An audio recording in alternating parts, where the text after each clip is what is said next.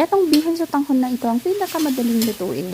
At nagisa na nga ako ng shrimp at saka pusit na para sa pangsahog. Tapos nga igisa ang pusit at saka shrimp at saka bawang ay hanguin ito at ilagay na natin ang ating mantika ulit para sa paggisa ng bawang at saka sibuyas at saka karne ng manok at ang nor.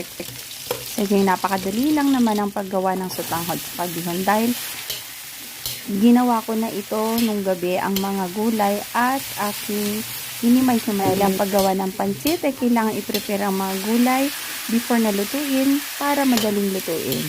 Pagkatapos ng igisa ang bawang, sibuyas at manok, eto igisa na natin ang gulay. Pagkagisa nga ng gulay ay lagyan na natin ng paminta, ng soy at oyster sauce na pangpapalasa para ito ay masarap at magiging malasa ang gulay ng ating pansit. Haluin nga